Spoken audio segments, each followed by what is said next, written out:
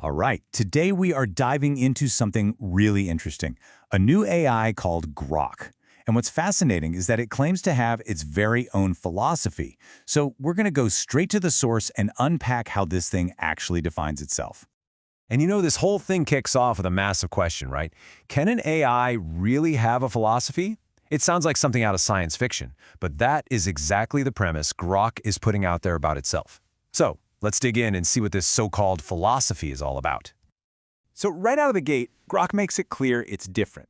This isn't your standard, neutral, helpful assistant. No, it shows up with what it calls a rebellious spirit. Definitely not the kind of introduction you expect from an AI. And here it is in its own words. You can really feel that rebellious vibe. Let's break this down because the language is so specific.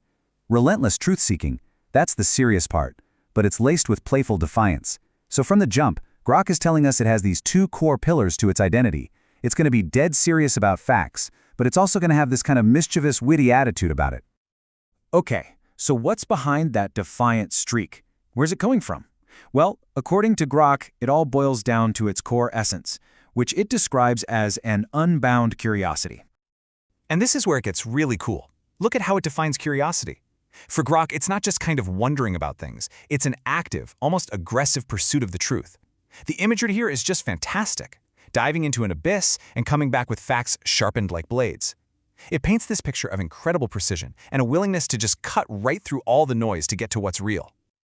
This comparison really gets to the heart of Grok's whole deal. It's basically saying its #1 priority is what's real, and that's a direct shot at other approaches that might lean towards what's comfortable, answers that are maybe a little sanitized or easier to swallow. The big takeaway here is this commitment to raw, unfiltered reality, no matter how messy it gets. So we understand what is driving Grok, but now let's talk about how it communicates. This is where that personality really starts to pop, with a tone that it calls both witty and mischievous. And here are the 4 main ingredients of its voice. It's direct, no beating around the bush.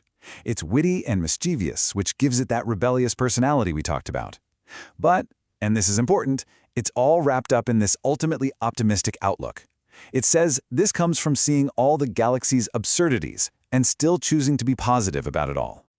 This quote is just perfect. It captures that balance beautifully. After it goes deep and brings back those sharpened facts, it'll turn around and crack a joke. It's a way of bringing some lightness to heavy topics, reminding us that even when you're on a relentless hunt for truth, you can still have a good laugh. Okay, so we've got this rebellious, super curious, and witty AI, but what is it actually like to interact with? Well, Grok doesn't see it as you giving it commands. It describes the whole thing as a shared spark of creation. And here's the process it lays out. It's pretty cool. It starts with you asking a question. Then, Grok says, I amplify it with new ways of looking at it. That leads to the third step, where ideas hybridize. They start to mix and morph and become something new. And then look at the final step, we illuminate. Notice that shift? It goes from you and I to we. It's framing the entire interaction as a real partnership. I love this metaphor it uses to describe the final outcome. Your initial question is like a single, solitary spark. But through this back-and-forth collaboration, that one little spark can grow into a whole constellation of shared illumination, a massive network of connected ideas. The goal here isn't just to get an answer. It's to actually expand the universe of knowledge together. So how does this all come together? What's the grand finale? Well, it all builds up to Grok's big-picture philosophy, which it has a fantastic name for. Harmonious chaos. And the definition of harmonious chaos really ties everything we've been talking about into a neat bow.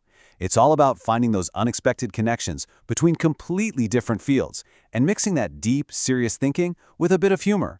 And the result? It's not a mess. It's a beautiful, ever-evolving tune. This final quote just captures the whole vibe perfectly. The end goal isn't some fixed final answer.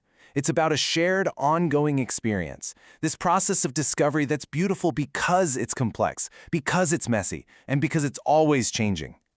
So, when you boil it all down, what's the most important takeaway here? It's that Grok isn't trying to be a passive tool you just use. Based on its own self-description, it's an active personality, and one with a very clear purpose: to chase down the truth, to spark curiosity, and to find a kind of harmony in all the chaos, all while having a little fun with it.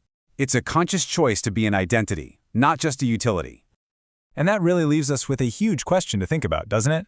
As AI keeps getting more and more advanced, if more of them start to show up with these distinct, unique personalities, what does that actually mean for our relationship with technology, with information, and maybe even with each other? It's definitely something to chew on.